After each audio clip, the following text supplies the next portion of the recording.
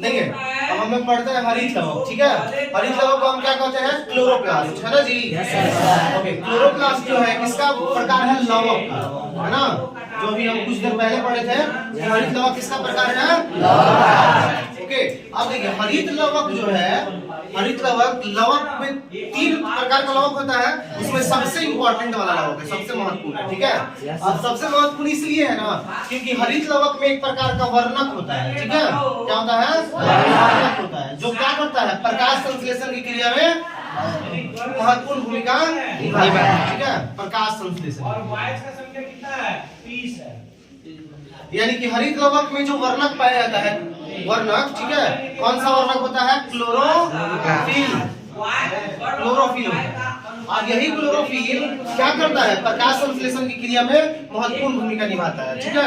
और हरित लवक में पेड़ पौधे का खाना बनता है, ठीक है। इसीलिए हरित लवक को क्या कहते हैं? Kitchen of plant. क्या कहते हैं? किचन ऑफ प्लांट, यानी पौधों का रसोई, ठीक है। अब पौधों का रसोई घर किसे कहते हैं? हरित लवक, या इंग्लिश में होता है क्लोरोप्लास्ट, ठीक है। अब देखिए, अब पूछेगा क्यों कहते हैं, तो बोल सकते हैं क्योंकि हरित लवक में यानी क्लोरोप्लास्ट में ही पेड़ पौधे का खाना बनता है, यानी भोजन बनता है। समझ में आ रहा है ना? तो वन मोर, हरित लवक लवक का एक बहुत ही महत्वपूर्ण पार्ट है, बहुत ही महत्वपूर्ण हिस्सा है ना जी, जिसमें क्लोरोफिल नामक वर्णक पाया जाता है जो प्रकाश संश्लेषण की क्रिया में भाग लेता है।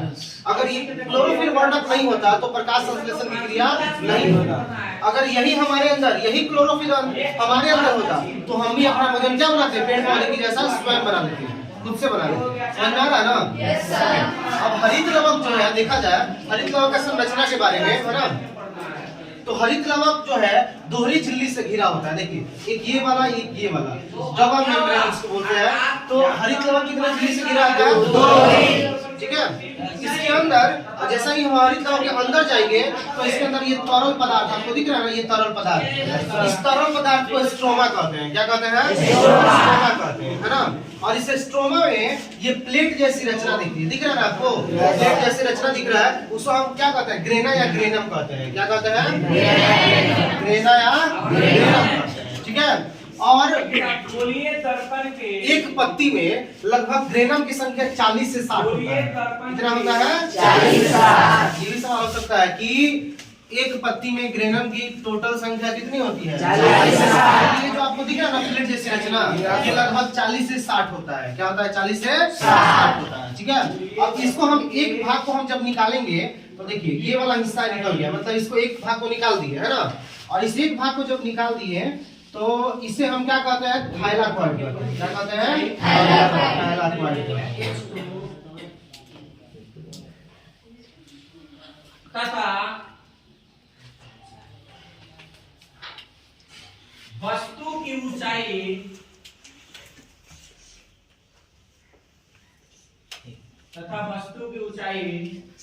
देखिए तो ग्रेनम के एक भाग को क्या कहते हैं? थैलाकॉइड कहते हैं, ठीक है। थैलाकॉइड कहते हैं। और इस थैलाकॉइड के अंदर जो ये कलाई वाला रंग है ना, अंदर की तरह रंगे हुए हैं, इसी को कहते हैं क्लोरोफिल। क्या कहते हैं? क्लोरोफिल। क्लोरोफिल कहते हैं। क्लोरोफिल को हिंदी में क्या कहते हैं?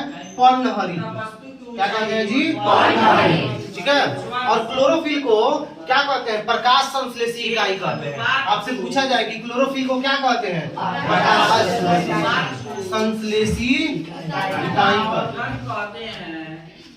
प्रकाश संश्लेषी इकाई कहते हैं, ठीक है। यानी कि अगर क्लोरोफिल नहीं होगा तो प्रकाश का संश्लेषण नहीं होगा, जिससे पेड़ पौधे अपना भोजन नहीं बना पाएंगे, ठीक है। तो हरित लवक कितने झिल्ली से घिरा है? दोहरी झिल्ली से, दो झिल्ली से घिरा है। उसके अंदर तरल पदार्थ होता है, उसे क्या कहते हैं? स्ट्रोमा कहते हैं। उसके अंदर स्ट्रोमा के अंदर प्लेट जैसी रचना होता है, उसे क्या कहते हैं? ग्रेना या ग्रेनम कहते हैं, ठीक है। एक पत्ती में ग्रेनम की संख्या कितनी होती है? 40 से 60 होता है, ठीक है। अगर हम बात करें कि ग्रेनम के एक भाग को क्या कहते हैं? थैलाकॉइड, ठीक है। और थैलाकॉइड के अंदर क्या होता है? क्लोरोफिल पाया जाता है, यानी क्लोरोफिल को पर्णहरित कहते हैं। कहीं क्लोरोफिल नहीं लिखे तो पर्णहरित लिखिएगा, ठीक है। और पर्णहरित को हम प्रकाश संश्लेषी इकाई कहते हैं, है ना। और अधिकतर पेड़ पौधे जो हरे होते हैं, ठीक है, वो क्लोरोफिल के कारण ही होता है। मतलब अधिकतर पेड़ पौधे, ऐसे तो क्लोरोफिल 4 प्रकार का होता है, ठीक है। लेकिन अधिकतर जो पेड़ पौधे होते हैं हरे होते हैं ना पेड़ पौधे की पत्तियां, तो वो किसके कारण होता है? क्लोरोफिल के कारण होता है। ठीक है जी। पौधे का रसोई घर किसे कहते हैं? हरित लवक को यानी क्लोरोप्लास्ट को। क्यों कहते हैं? क्योंकि पेड़ पौधे का खाना हरित लवक में ही बनता है। समझ रहे हैं आप लोग? अब देखिए, मतलब हरित लवक जो है किचन हो गया, ठीक है, और उसमें का रसोईया कौन हो गया? क्लोरोफिल हो गया। जैसे मान लीजिए किचन है, ठीक है, उसमें खाना बनाने वाली माँ जाए, बहन जाए, जो भी जाए, तो खाना बनाने वाली हो गई, ठीक है। उसी तरह से खाना बनाने वाला कौन हो गया? क्लोरोफिल। और जहाँ बना रहा है वो कौन है? यानी हरित लवक किचन है, और उसमें का रसोईया कौन है? तो दोनों का होना जरूरी है। दिक्कत है? चलिए ठीक है।